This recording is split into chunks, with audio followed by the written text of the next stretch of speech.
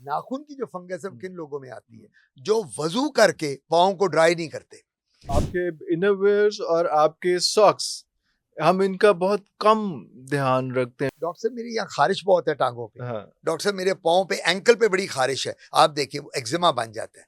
Sweat में याद रखना है जब हमें पसीना आता है नमकियात भी रिलीज हो रही रिलीज है। होती है। इसलिए हम क्या कहते हैं, मरीज को कहते हैं बेटा जो पानी पीना, पानी नहीं पीना, नींबू पानी पियो, लीम पानी पे। इसमें थोड़ा नमक डालो। हम्म। एक मेरा आपका बड़ा मशहूर हुआ था, जी मैं भी बिल्कुल कनाडा गया। बिल्कुल दुनिया में याद रखो मकाफात अमल, जो आज जिसके साथ करोगे कल करोगे, तुम्हारे साथ वो होगा। वो होगा।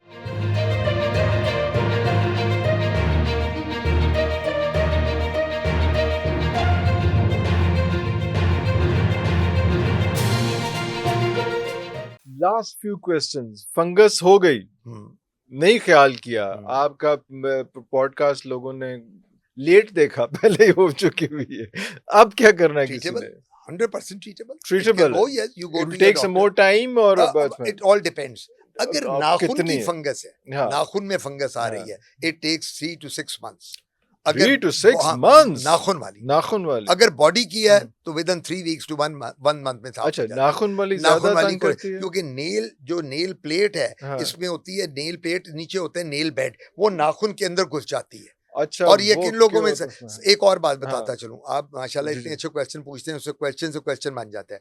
नाखून की जो फंगस है वो किन लोगों में आती है? जो वजू करके पाँव को ड्राई नहीं करते। हमारे लोग क्या करते हैं, वजू किया साथ ही अल्लाह अकबर, उन्होंने ये नहीं देखना कि मैंने एक टावल या एक टिश्यू पेपर रखना है, वजू किया उसको थोड़ा साफ किया करूं। जोहानिसबर्ग एक शहर है साउथ अफ्रीका में, वहां एक स्टडी हुई। क्या स्टडी हुई? फंगल इन्फेक्शन ऑफ द पाँव की, फीट की। तो वो क्यों हुई? उनकी जितनी मस्जिदें मसाजिद हैं वो कारपेटेड हैं, जी, तो जी। वहां जितने लोग आते थे जब वजू करते थे, वजू करके उसी कारपेट पे चलते थे सारे, वो जिस जिसको फंगस थी और सारे जितने मुसलमान थे, ये स्टडी हुई वहां, उन सबको वहां से फंगस लग गई।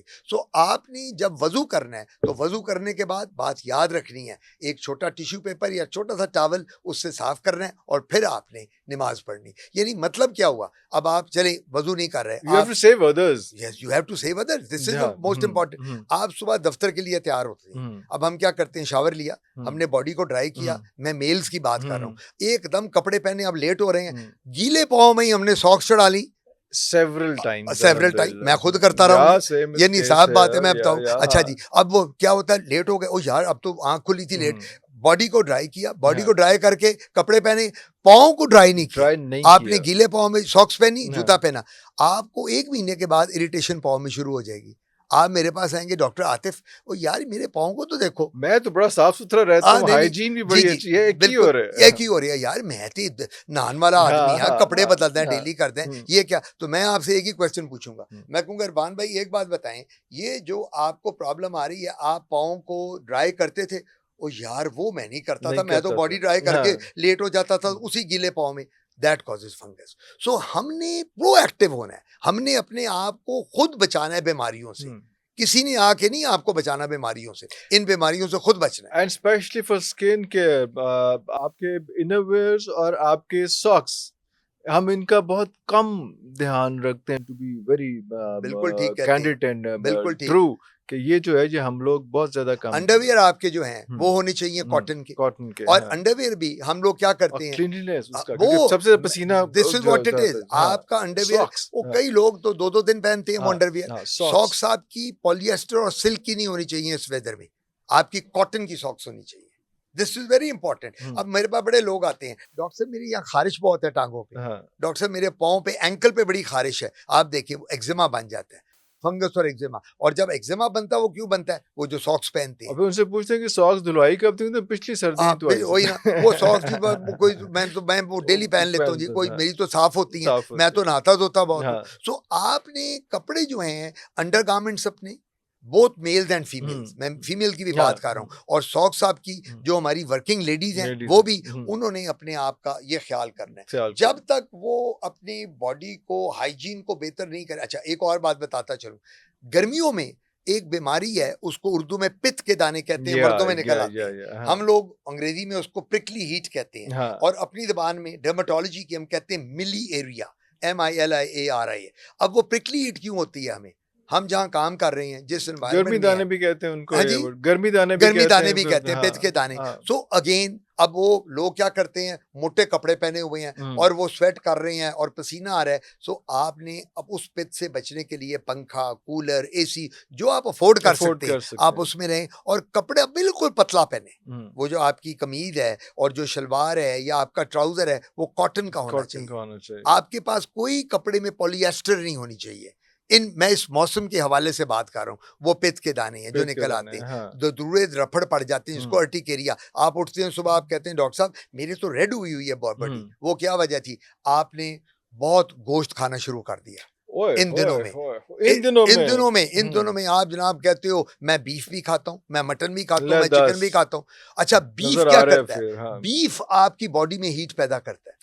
ये बात है याद रखने वाली, ये मैं अपने सुनने वालों को भी बता दूं। मटन चिकन का इतना मसला नहीं है। बीफ से जब हीट पैदा होती है, अर्टिकेरिया होता है, जो दूरे दफड़ पड़ते हैं, एक्जिमास होते हैं, एलर्जीज आती हैं। सो आपने बड़ी बैलेंस डाइट लेनी है, जिसमें पानी का इंटेक मैंने बताया 3 लीटर्स ऑफ वाटर। ये स्किन के हवाले से बात कर रहा हूँ। फ्रूट्स और जूसेस मैक्सिमम लें, दही लें, लस्सी पिए, ठंडी चीजें ज्यादा लें ताकि आपकी स्किन प्रॉब्लम जो है वो मिनिमम हो।